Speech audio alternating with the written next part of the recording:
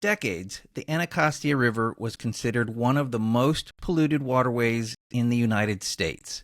So contaminated that swimming in it seemed like a lost cause. But today, thanks to passionate advocates and dedicated conservation efforts, the river is making a remarkable comeback. The question is, can we restore this urban waterway while ensuring the surrounding communities benefit rather than being pushed out? Hey everybody, I'm Stephen Schauer, and welcome to Stories Sustain Us, where we explore the journeys of those working to make the world a better place. In today's episode, I'm thrilled to introduce to you Christopher Williams, a lifelong champion for environmental justice and freshwater conservation. Chris's path to leadership in environmental advocacy wasn't a straight line. Growing up in eastern Washington instilled in him a deep love for nature, but he initially pursued a career in theater before shifting his focus to environmental law.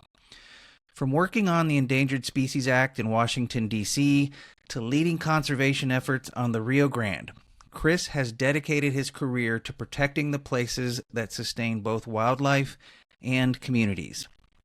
Now, as president and CEO of the Anacostia Watershed Society, he's leading efforts to restore one of the nation's most historically polluted rivers. His work is about more than just clean water, though. It's about environmental justice, community engagement, and ensuring that conservation benefits everyone. Chris Williams brings a wealth of experience to his role as president and CEO of the Anacostia Watershed Society. With a background in law and environmental policy, he's led conservation programs across the United States and internationally at organizations like American Rivers and the World Wildlife Fund. A native of eastern Washington, Chris developed an early appreciation for rivers and the role they play in community health and resilience. Now, after nearly 30 years in the D.C. region, he's working to ensure that the Anacostia River, long plagued by pollution, becomes a swimmable and fishable waterway, while importantly keeping local communities at the heart of the process. Chris's career journey is so fascinating to me that I've decided to split this conversation into two parts. In today's episode, part one, we'll explore his personal path from his unexpected shift from theater to environmental law to his work on landmark conservation policies and river restoration efforts. Then, in part two, airing next April 8th, we'll dive into his current work leading the Anacostia Watershed Society and the challenges and successes of urban river restoration. Chris's story is a testament to the power of passion and persistence in making meaningful change. His journey from policy work to hands-on conservation shows how individual actions can have a ripple effect on entire ecosystems. Let's dive into this inspiring conversation here on Stories Sustain Us, where we are inspiring action through the power of storytelling. Well, good morning, Chris. Welcome to Stories Sustain Us. How are you doing today? I'm doing great. How are you? I'm doing well. It's a early morning for me over here in Seattle. You're a few hours, I guess, ahead of me over in the D.C. area. So thanks for joining me on this morning. Oh, it's my pleasure, and it's a little Seattle-y in DC today. Is it? It's overcast and drizzly. I'm actually from Washington State, so Yeah. I'm very familiar with Seattle weather, and it's kind of Seattle-like in DC today. Nice. We're actually not having that rain today, so we might have kicked it your direction today. Oh. So, but yeah, I know you're from the Washington area. Would love to kind of jump into your history and learn a little bit more about that. So, let's do it. So, Chris, what's your story? How did you get from the Washington State area over to the Washington D.C. area? Well, my journey actually started in Massachusetts. I was born in Attleboro, Massachusetts. My dad was he was, working for sort of defense contractors, and then he was one of the early executives who moved nuclear power from military to civilian applications. Okay. Wow. So that required him to sort of move all over the country. So I'm from a family of 8 kids, and Wow. those 8 kids have 6 different birthplaces. So that gives you a sense of how much we moved around. When I was very little, when I was a babe in arms, actually, we moved from Massachusetts to California. I lived there until I was about 5, and then moved to Washington State. So I really did my growing up from about age 5 to adulthood in Washington State, in the eastern part On of the the state, eastern side of the actually. state, yeah. Okay. My dad worked at the Hanford Nuclear Reservation for decades Yeah. while I was growing up in Kennewick. Um, and then I moved across the mountains to go to college in Seattle. Went to the University of Washington. I'm a proud Husky. Yeah. Um, and then lived in Seattle after college for 6-7 years. So I planted some pretty deep roots in Seattle. Then after a sort of random series of occupations, I really started thinking about, okay, what am I going to do with my life? And I wanted to, and I was sort of passionate about two sets of issues. One was civil rights, Yeah. or, racial justice issues, and the other was the environment. And so, because I was always sort of an outdoorsy kid, and I had a love of Yeah. wildlife, and growing up in Washington State, Washington State has a different ecosystem in every corner. It does. So Yeah. it's a really great state to grow up in, to be inspired to do conservation. And I decided for a variety of reasons to go the environmental route. But as you'll probably hear over the course of this conversation, that ended up taking me back to racial justice issues in a really interesting way. So Sure. I kind of, in some ways, I fulfilled both of those ambitions. So anyway, I decided I'd go to law school because I wasn't a biologist, I wasn't a scientist. I thought that the contribution I could make to environmental conservation was through law and policy. Yeah. And Yeah. that's what took me across the country, because I ended up going to Vermont Law School, which is one of the top environmental law schools in the country. Yeah. And I was accepted there, and I was very excited. So I basically Beverly Hillbilly style, I loaded up the truck and I drove across country to Vermont, and I went to law school in Vermont. And after I graduated, I started thinking, well, where's the best place to get an entry-level job in environmental conservation? And Washington, D.C. is sort of the obvious choice. It's where Sure. we keep the government. It's where many national and international NGOs that work in the environment are based. Sure. So I decided, well, I'm going to move to Washington, D.C., and that's where I'm going to get my career started. In some ways, I'm kind of the classic D.C. story in that I moved to D.C. and I thought, okay, I'm going to get my first job here. I'm going to live here 3 to 5 years, and then I'm going to go back out west. Yeah. Well, here we are 35 years later. I'm still in the D.C. area. I met my wife here, my kids here. So while much of my heart remains in Washington State, I'm pretty dug in here in the Washington, D.C. area. Yeah, that is kind of a common story. I got several friends in the DC area that have a similar story. They went there to get some, dive into the policy end of the, deep end of the pool there in DC, and found they loved it and stayed for their career. And that is wonderful. Let me back you up in time a little bit to your growing up in Eastern Washington as a youngster with a large family, and you alluded to kind of having this love of the outdoors, kind of conservation ethic kind of grow on you at that early age. Tell me a little bit about that. Like what was life like? You go out camping, or on the Columbia River, I'm imagining out in the eastern part of the state. What was like life like growing up there for you? Yeah, well, you mentioned the Columbia River, and when you live in the Tri-Cities, which is Kennewick, Pasco, and Richland. Yeah. I grew up in Kennewick. The river is sort of the center of everything. Sure. Now as an adult, I look back and the river is essentially the reason why Kennewick and Pasco exist. Sure. Because the only reason Kennewick and Pasco exist, Kennewick and Richland, Pasco was already there, but Kennewick and Richland were basically born when the government decided to move a big part of the Manhattan Project to Hanford. Yeah. And the reason they moved that big project to Hanford was because of the Columbia River, because the Columbia River provided electrical power and water, two things you really needed for a major construction project, particularly when you're building a nuclear facility. Yeah. So, in a very real sense, the Columbia River, including the fact that the Columbia River in Kennewick is flowing through a desert, but the Columbia is an absolute gusher of a river. Yeah. In terms of the cubic feet of water that flows through a river, there aren't many rivers in the world bigger than the Columbia. So in effect, you have this tremendous water source right in the middle of the desert. Yeah. And when you mix plentiful water with desert soils, you get tremendous agriculture. So, so southeastern Washington is a tremendous agricultural area as well as this sort of center for energy because of the nuclear industry. Yeah. Um, so I sort of grew up along the river, and not just the Columbia. You know, the Columbia was known as the Big Cold River. Just upriver from where I grew up, the Snake enters the Snake Columbia. River's there. And the Yeah. Snake Yeah. is the warm, more friendly river. So I spent a lot of time on the Snake, um, uh, doing everything one does around a river: fishing, boating, tubing, swimming, hanging out. The river was the Columbia and the Snake and the Yakima, which also flows into the Columbia at that point. Yeah. Were sort of, that is when I envision my childhood, I envision hanging out on one of those rivers. Nice.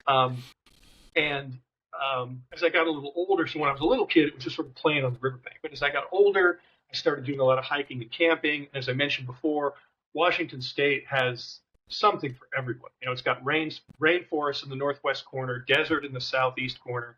It's got these dry forest ecosystems around Spokane that are very different. Yeah. And then you've got the Washington coast, which is this sort of wonderland of tidal pools and haystack rocks and stuff like that. So, and I enjoyed all of it when I was growing up. Yeah. And it was there where I developed my love for the outdoors, particularly for wildlife. I became, kind of a wildlife nut. I grew up reading books.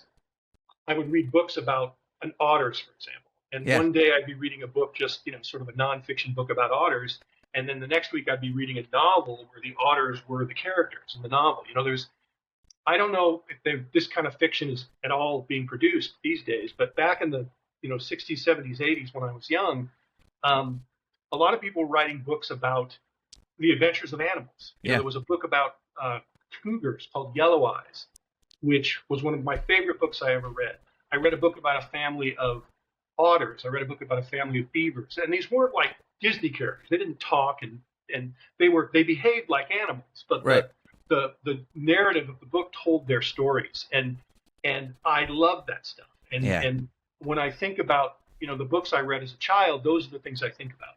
So all that together, the books I was reading, the life I was living outdoors, really instilled in me this passion for the environment, the outdoors, and for wildlife in particular. And so when I went off to law school, I essentially studied wildlife law as my concentration. Okay. And I started out in my career doing some legal work, but it was largely legislative policy work on the Endangered Species Act and Clean Water Act. So I started my career really working directly on sort of issues that I was inspired to go after by all the things I did as a kid. Yeah. I love all that, and the whole, what you just described about Washington so vividly. Thank you for that. That's I'm approaching 3 years out here, and that's everything you described is why we moved out here.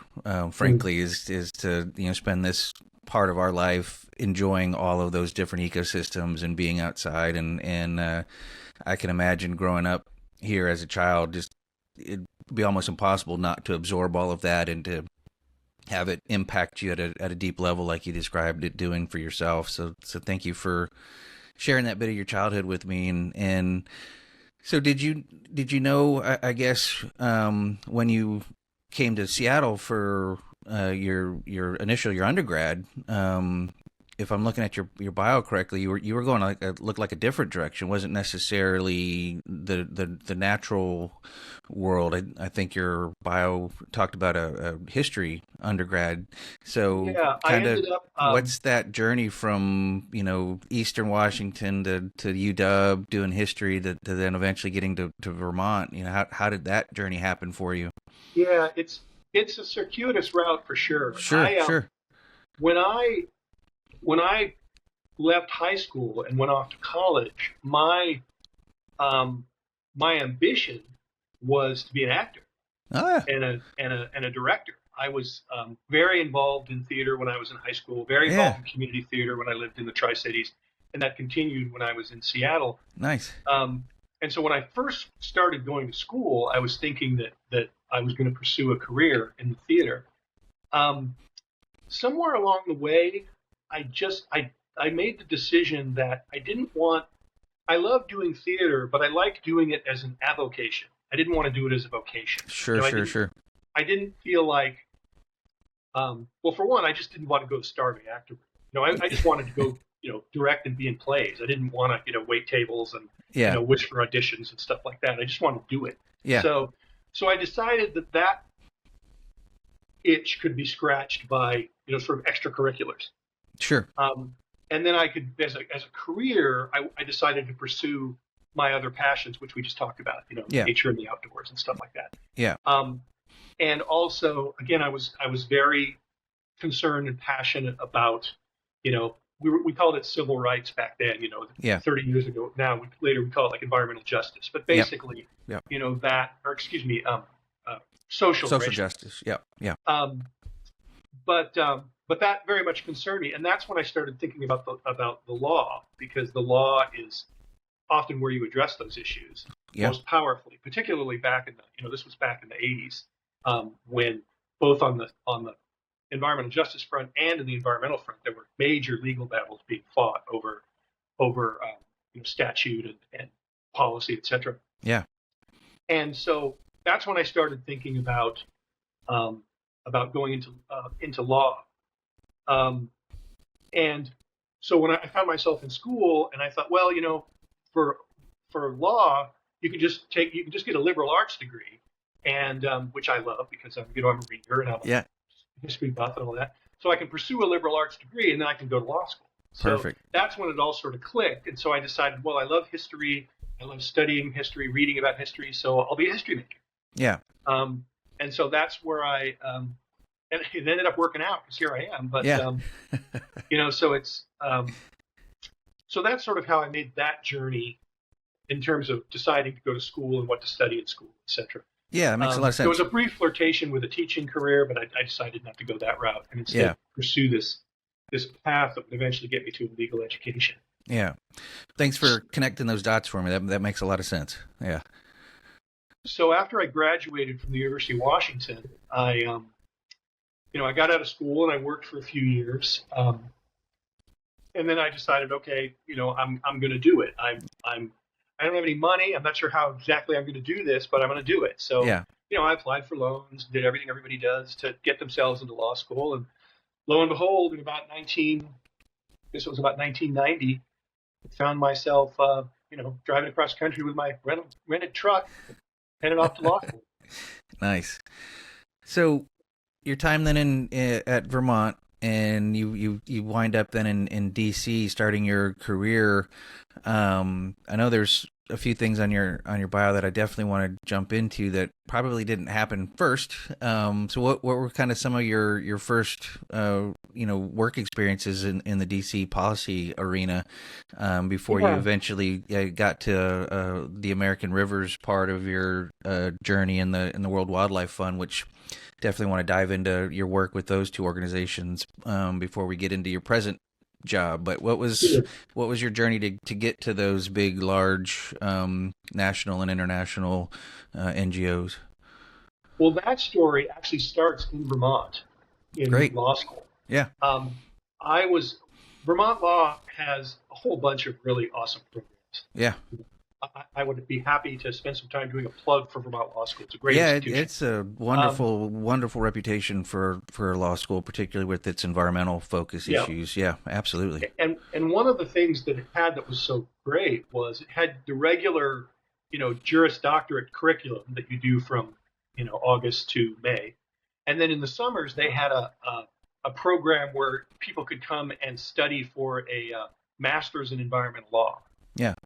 And so I decided to do a dual degree. So I decided to get my JD at Vermont Law and also pursue this master's in environmental law. Yeah. And that summer program was really wonderful because they staffed it with working professionals that they would bring in during the summer. And it was a great deal because they make contact with some lawyer in DC and they'd say, hey, you want to come up to Vermont for 2 weeks? You teach a class in the morning and in the afternoon you can just sort of enjoy Vermont. and they'd put him up in this beautiful cabin or something. It was an amazing deal for the Yeah, teachers. sounds like So it attracted really great people, and one of those great people was an attorney who at that point worked for the National Wildlife Federation. He came up and taught a wildlife law class. And, based on what I've told you over the past 25 minutes, Yeah, of course I was going to take a wildlife law class. Yeah, right up your alley. And that professor ended up being a mentor of mine through my entire career. Okay, that's great. And it started with that class, and then the following year, another great program that Vermont Law had was a semester in practice program, which I thought was the best deal ever, because you get full credit for a semester in law school, but you don't have to actually be at law school. You can actually go work somewhere and kind of learn how it all works. Yeah. So this professor from NWF invited me to come down and do a semester in practice at the National Wildlife Federation in D.C. This was in my second year of law school. Yeah. And it was an absolutely tremendous experience, because I essentially got, as a second-year law student, got thrown into this effort at the time. This was in 1991, 92. So it was, and at that time, the Endangered Species Act, which, being a wildlife guy, was very passionate about, was under blistering attack. There were attempts to repeal it and basically amend it out of existence. And so I came down to D.C. and immediately became a foot soldier in this fight to protect the Endangered Species Act. And that involved doing a lot of, actual, lobbying legislators, but it also involved developing with a whole bunch of other folks a whole set of policy prescriptions for making the Endangered Species Act work better. Yeah. The theory being, if it works better, it won't invoke such hostility from the other side. Sure. And it would work better, which obviously is a reward in and of itself. Right. And in that experience, I not only worked at NWF, but I got to work with every other professional seemingly in DC that was working on wildlife law and endangered species legal issues. An absolutely great experience for a young would-be lawyer. So that's what started it, because I did this internship at NWF. So fast forward to my graduation from law school. I get out of law school. I'm a freshly minted lawyer. I'm out in the job market. And I'm thinking, as I've been advised by many people, what I'm going to have to do is I'm going to have to toil in the vineyards, as my old friend used to say. I'm going to have to go get a job at a law firm. I'm going to have to make a bunch of money, pay off my student loans. Yeah. And then maybe later in my career, I can move to the job I really want. Sure. Doing wildlife law or working in NGO or whatever. But I was incredibly lucky that it didn't turn out that way at all. Because when I graduated from law school, about the time I graduated from law school, my old mentor, who I was telling you about, who was at National Wildlife Federation, he left and he went to take another job. And the effect of that was NWF lost its chief lobbyist on the Endangered Species Act right in the middle of the fight. And so, this also is a classic PC story. So I heard later that there were several conversations in backs of cabs and things like that, where people were saying, well, what are we going to do to fill this gap while we look for another person? Because all this stuff's happening right now. Yeah, and somebody somewhere said, right, this Chris Williams guy, he was here for a semester in law school, and he was working on all this stuff with Bob. He knows the issues. He knows the players. Yeah, he's totally raw and inexperienced, but we need somebody right now to just sort of keep this thing going until we can get a permanent person here. So one thing led to another, and I was hired at NWF on a 3-month contract to sort of mind the store on their Endangered Species Act lobbying efforts until they hired a permanent replacement for Bob, for my old professor. Yeah. So again, what an opportunity! Incredible opportunity. Yeah, what an opportunity! Brand spanking new lawyer. Yeah. To be right in the mix. Yeah. Of a really important national policy issue. So I couldn't have asked for a better start to my career. Yeah. So my 3-month contract expires. They bring in a new person who I sadly helped him move into the office I was using, and I figure, okay, I'm in the wind. I got to figure out what I'm going to do now. Yeah. And then the person at World Wildlife Fund who did Endangered Species Act lobbying left World Wildlife Fund and he went off and took another job. Another set of conversation in the back of cabs. There's this Chris Williams guy who did this NWF. Maybe he can come into WWF and he can sort of run this program, this lobbying program around the ESA for a few months while we hire a replacement. So WWF contacts me. I get this contract at WWF. So I'm happy as a pig in mud. I'm doing this great work that I love so much in DC. I'm getting to work with all these people on the Hill and in the business and in NGOs and in the private sector on endangered species issues, which is exactly where I wanted to be. And then my contract at WWF, it's 3 months, then it's amended to 4 months, then it's amended to 5 months while they're looking for the replacement. Sure. And finally, my boss there says to me, "You seem to be doing a good job, and we're not really finding the right fit for this. So, why don't you just do it?" and that's how I got the job at WWF, and I ended up having an 18-year-long career at WWF. That's amazing. Which was absolutely remarkable. That is. That's a great story of right place, right time, and your hunger and clearly doing it. I mean, if you weren't doing it, firms and things that weren't doing work I wasn't really that interested in, and got right into the heart of what the meat of it. That's amazing. So I used to tell people in law school, because I started law school a few years later than a lot of folks, so I was a little older than a lot of my fellow students. Yeah. And as a result, I used to tell people, because I was studying wildlife law and knew exactly what I wanted to do, I used to tell people, I'm the only person I know in law school who knows exactly what they want to do after they get out of law school. Because I'm here to tell you, a lot of people go to law school and they have no idea what they're going to do. Sure. Next. Yeah. They just go to law school. Absolutely. And then, after I got the job at WWF, I was telling people, I'm the only person I know who graduated from law school and went right into their dream. Right into it. Yeah. Right out of the gate. Yeah. So I consider myself extremely lucky. Very fortunate. That not only that I got into this business, but that I got into it so effortlessly compared to a lot of other folks who really work hard to get eventually the kind of job that I got right out of the gate. Yeah. Well, that's an amazing story, and thank you for sharing that with me. And as you were telling your early 90s DC story fights, I was kind of connecting to where I was at that time. And I was an undergrad in the early 90s, and I was paying attention to some of the fights you were talking about. There was endangered species issues in San Antonio. That's where I was at the time in Texas. With the Edwards Aquifer, and there was an endangered salamander that there was a big fight for to protect so that was very front and center for me at that time, paying attention to what was going on in my community. The Exxon Valdez, accident in Alaska, and the Rio summit down in Brazil, all of these things kind of happening at that time frame. And it's all those things that switched my career path, because at the time I was a chemistry major, pre-med. My, ambitions, I guess, was going to go to become a surgeon. I don't know. That was kind of what I was thinking at the time.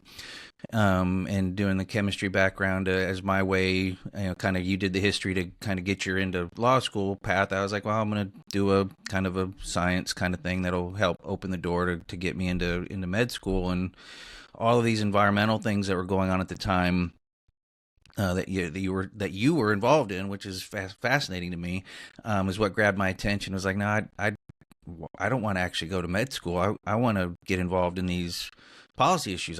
That's what I want to do. And so I changed into an environmental science degree at the time, and eventually found myself at the LBJ school to get my public policy degree. And here we are all these years later chatting. But it's fascinating to me, the very things that you were fighting for. Thank you, by the way, for fighting to save that important legislation. Are this kind of the same things that were touching me at that time and putting me on this path to eventually 30 years later talk to you about it. So that's wonderful. Really, some of the greatest hits from the early 90s were the northern spotted owl. Yep. Remember? Yep. I mean, that Absolutely. was the huge ESA controversy that was going on at the time. I did a lot of work on a lot of legal work on the spotted owl case. Yep. The Mount Graham red squirrel. There was a fly.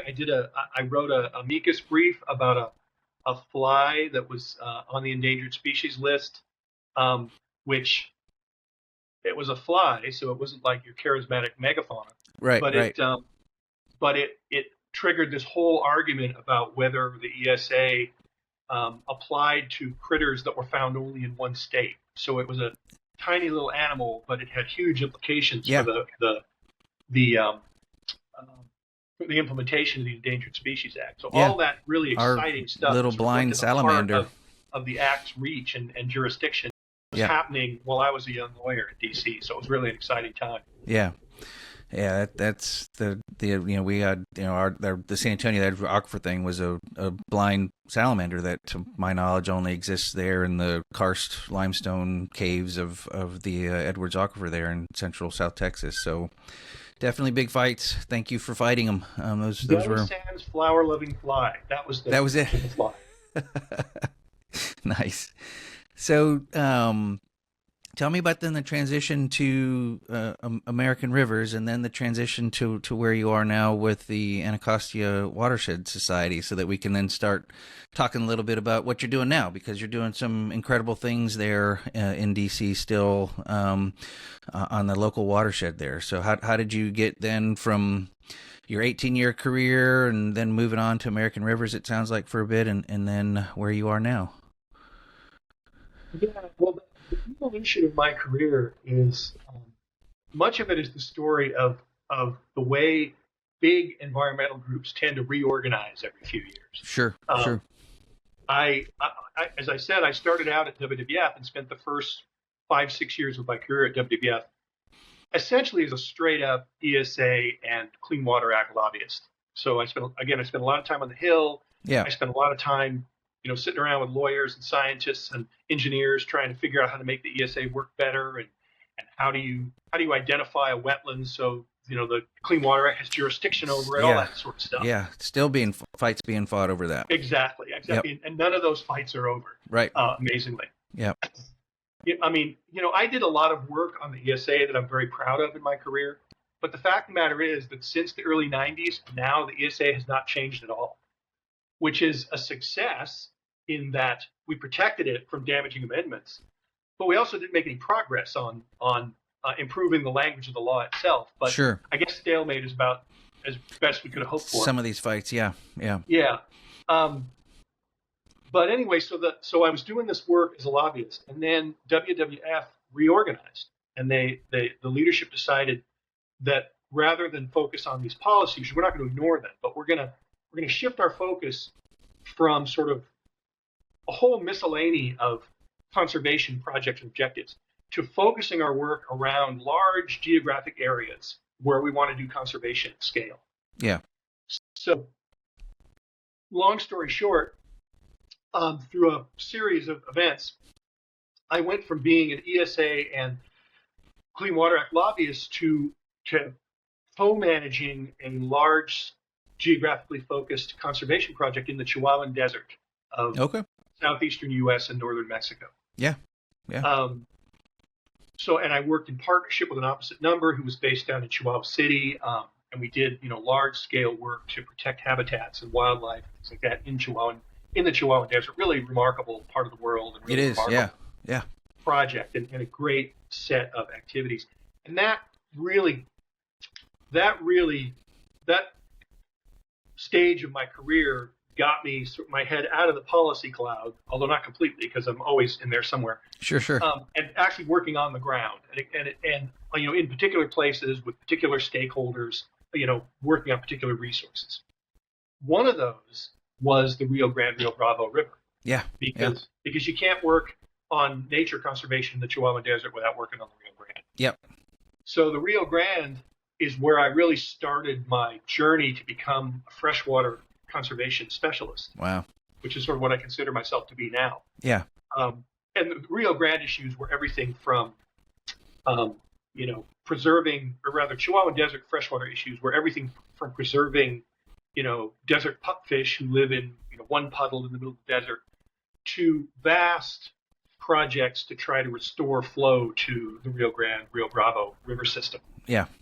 So it was a great education in in river issues and freshwater issues and river conservation international treaties on international water rights exactly. between Mexico and transboundary thing was a huge part of it. It's a giant, the giant Rio issue. Grande, basically the Rio Grande, the way it's evolved is now two rivers. It's one river that runs from its source down to about Albuquerque and getting to the Albuquerque, Las Cruces, El Paso area. Right.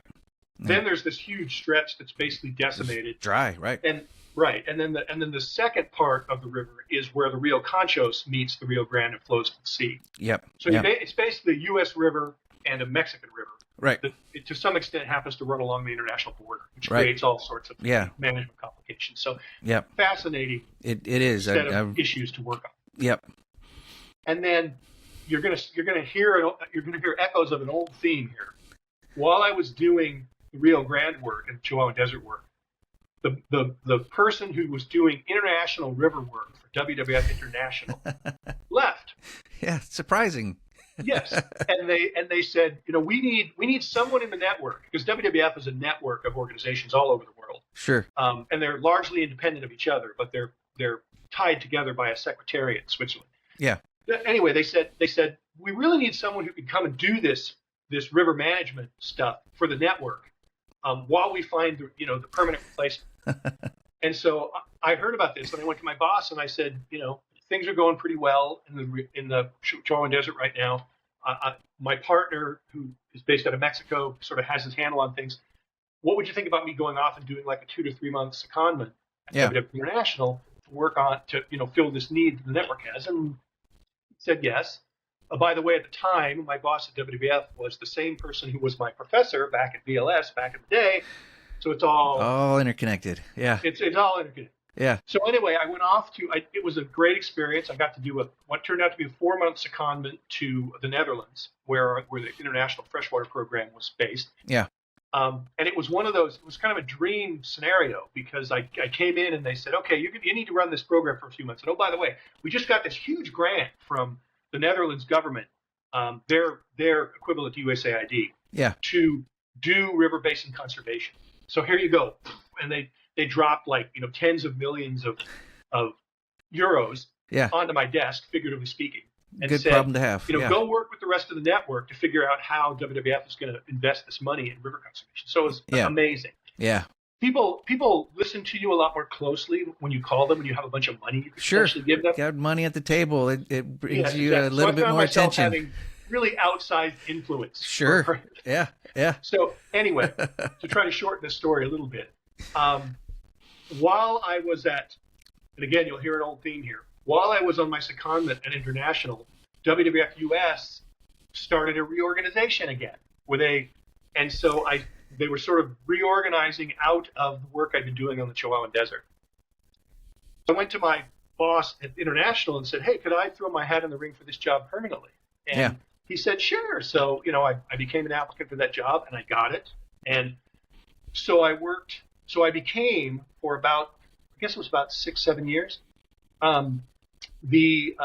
working with WWF International's freshwater program as the head of their river basin management. So I sort of took the experience I'd learned in river basin management on the Rio Grande, Rio Conchos, and applied it. And it was really fun. I got to work in rivers all over the world, from the Mekong to the Mara in Africa, sounds amazing, to Danube in Europe, to Orinoco in Latin America. Just an incredible run.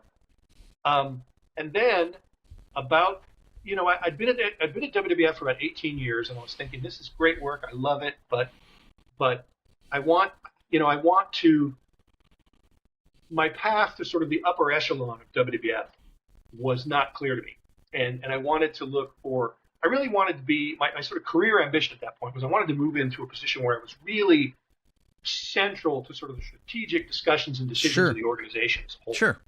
Natural progression of your career path. Yeah. Exactly. Yeah. And that's when American Rivers came on my radar, because they were looking for a senior vice president for conservation. So I basically get to run the conservation programs and be a part of the leadership team of this national river conservation. Yeah, great organization. Yeah. So that started a 10-year run at American Rivers, which again was wonderful. I had a great time working. I'd gone from international, because even the Rio Grande Rio Bravo was a very international absolutely project. Yeah. So I went from there to the WWF International to American rivers, and got to work on rivers right here in my own country, Yeah. and Yeah. actually rivers in my own backyard, because one of the priority rivers, and one of the really exciting projects that American Rivers was doing was on the Yakima, which Okay. is one of the rivers I grew up on. Yeah. And Yeah. I didn't think anybody east of Idaho had ever heard You of the knew of Yakima. it. Sure. Yeah. So I was really excited. So I had a great run there, um, and my career progression had gone from international, huge scope, working with the UN and with all sorts of bi and multilaterals and national governments. And it was great work. I loved it. Yeah. And then I moved to the national, where I was working on the national level on rivers all over the country. It brought me a little closer to the ground, but I was still pretty much, at Sure. the 30,000 foot level, Yeah. doing great work. I got to work with communities, sometimes in both jobs, but I was never of the community where I was working. Yeah. And then this opportunity came along, which to be the CEO of an organization, which I eventually, again, in terms of career progression, I wanted to get that. Yeah. But also to work in the very river basin where I live. Yeah. What an opportunity. Was really exciting. Yeah. And it was, and from a kind of professional / intellectual standpoint, I really enjoyed the challenge of moving from the international to the national to the very intensely local. Down to the local watershed. Yeah. Right. And it's been really exciting because I'd never worked with local government in my job. I'd never sat in meeting rooms with people who were, petitioning their city council members or whomever for changes that would affect the river. I'd never sat in community meetings where I was a member of that community. Yeah. Yeah. So getting a chance to do that here at AWS while still working in the realm of river conservation and wildlife that I've always loved since the beginning of my career it's just been a great next step in my journey. Yeah. Well, I could continue to dive deeper into all of your past work, and the Chihuahua Desert is one of my favorite places. The Big Bend National Park is just I love that. Yeah, it's really phenomenal. National Park. That isn't the kind of place that you just drive by it and go, "Hey, let's go there." No. You have to set out for Big Bend National Park. Yeah, and that's one of the things that makes it special. A long time, it was kind of a hidden gem because I used to go on week-long backpacking camping trips out there by myself, and I could go days without seeing anybody. Yeah. It's gained in popularity now. It's getting a little bit, which is good. I mean, I'm glad people are using it, but it was because you had to make an effort to get to it. It was kind of this giant place that you could also be by yourself there out in the desert up in the mountains and there. It's an incredibly important place. Oh yeah. It's one of 4 protected areas in the U.S. and Mexico that taken together is basically the largest contiguous area of relatively open habitat, outside of Yellowstone. I mean, it's just an amazing place. It is. It's so I continue to chat with you about that for hours, but let's jump into and maybe we'll do a whole second episode with you sometime. But let's get in. What an incredible conversation with Chris Williams.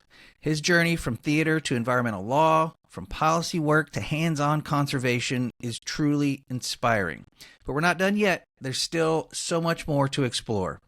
Be sure to join us for part 2 of this episode, where we dive into the groundbreaking work of the Anacostia Watershed Society.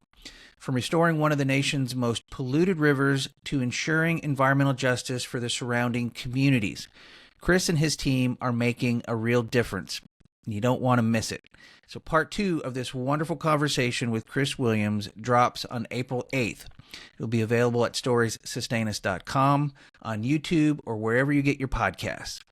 Thank you for being here today. Your curiosity, passion, and commitment to making the world a better place mean everything. Keep taking action, keep telling stories, and keep believing in the power of change. Till next time, I'm Stephen Shower. Please take care of yourself and each other. Take care.